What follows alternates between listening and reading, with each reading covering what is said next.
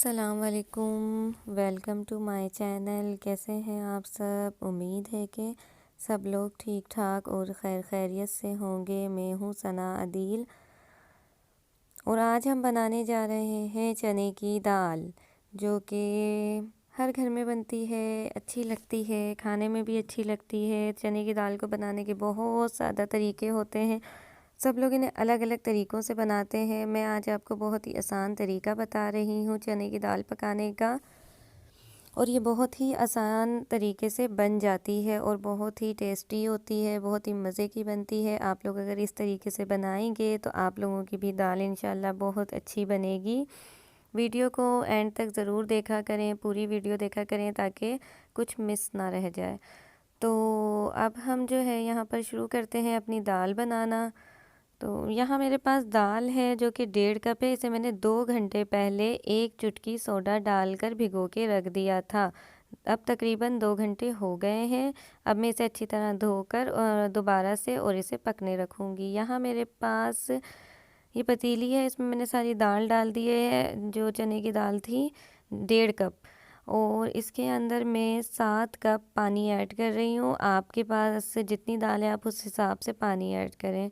चलें जी, अब हम इसको चूल्हे पे पकने के लिए रख देते हैं। यहाँ मैंने इसे मीडियम फ्लेम पे रखा है जब तक कि ये दाल पकने नहीं लग जाती। और इसमें हमने 1 टीस्पून नमक डालना है। नमक आपने 1 टीस्पून ही डालना है, ज़्यादा इस वक्त नहीं डालना, इतना ही डालना है। अच्छा जी, चलें जी, इसके उबलने का वेट करते हैं। ये देखें बॉईल हो गया है और इसके ऊपर ये जो झाग आ गया है इसको हम निकाल लेंगे। इसके साथ दाल को नहीं पकाना चाहिए, चाहे वो कोई सी भी दाल हो।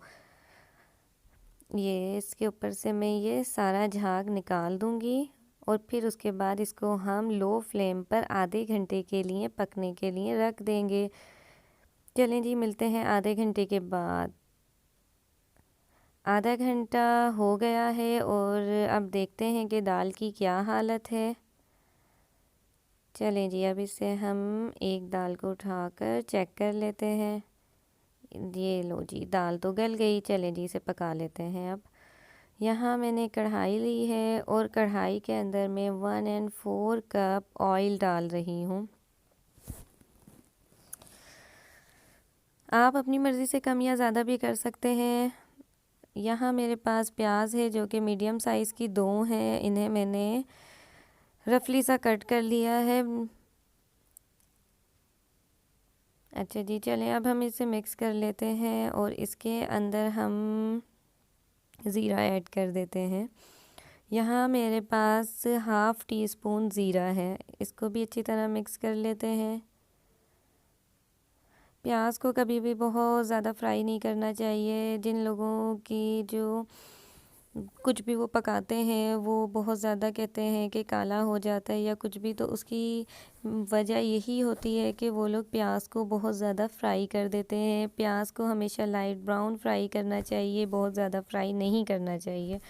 यहाँ मेरे पास 1 टेबल स्पून लहसुन है पिसा हुआ, वो मैंने डाल दिया है और इसे डालकर अब अच्छी तरह से मिक्स करना है जब तक कि इसका थोड़ा सा कलर चेंज नहीं हो जाता। जी, तो मैं बता रही थी कि कभी भी प्याज को बहुत ज़्यादा नहीं फ्राई करना चाहिए। इसकी वजह से या फिर जब हम बहुत ज़्यादा मसाले को बहुत ज़्यादा फ्राई कर लेते हैं तो भी हमारे जो भी हम पका रहे होते हैं वो थोड़ा सा काला हो जाता है। अगर हम इसे हल्का हल्का फ्राई करेंगे और लो फ्लेम पे करेंगे तो फिर नहीं होगा। चलें जी, हमारी प्याज बिल्कुल रेडी हो गई है। इससे पहले ये जले, हम जल्दी से इसमें टमाटर डाल देते हैं। यहाँ मेरे पास टमाटर हैं जो कि 2 हैं मीडियम साइज़ के, इन्हें मैंने गोल गोल काट लिया है।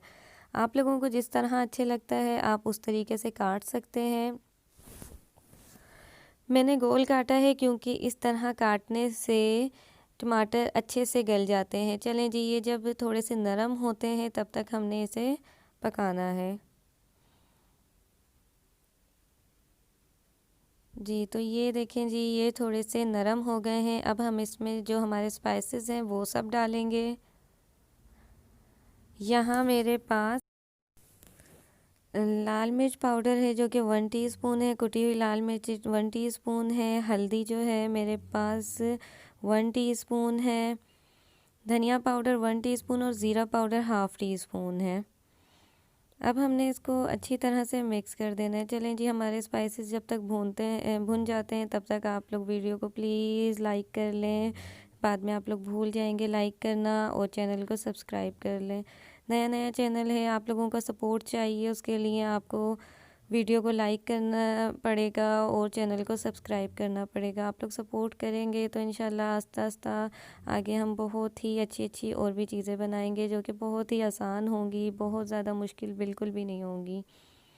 चलें जी, यहाँ पर अब हम ऐड कर देते हैं चाट मसाला 1 टीस्पून और कश्मीरी लाल मिर्च 1 टीस्पून, जो कि ऑप्शनल है, हो तो डालें, ना हो तो ना डालें। मुझे पता है हर घर में नहीं होती, तो कोई ज़रूरी नहीं है, इससे सिर्फ रंग अच्छा होगा और कुछ नहीं होगा।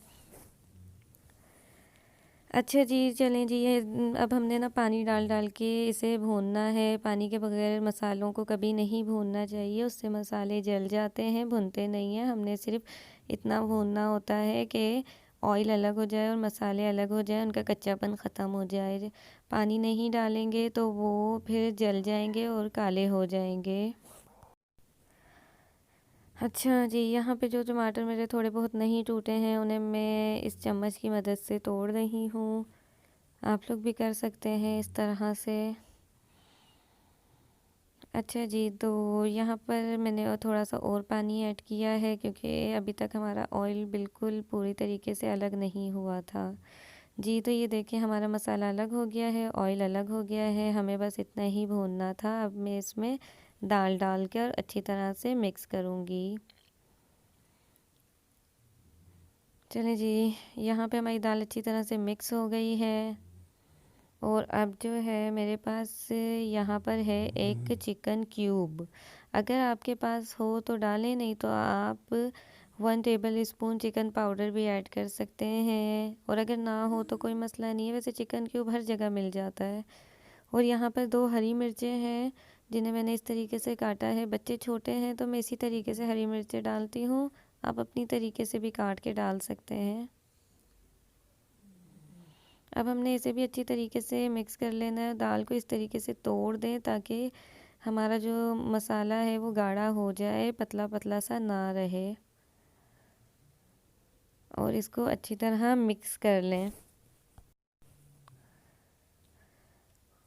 चलें जी, ये मेरे पास है आधा कप पानी। ये वही पानी है जो मैंने दाल में से निकाला था। बहुत से लोग इसको फेंक देते हैं, हालांकि सही ताकत जो एनर्जी हमें दाल से मिल रही है वो इसी में होती है, जिसे हम फेंक देते हैं। तो मैं हमेशा दाल में यही पानी यूज़ करती हूँ।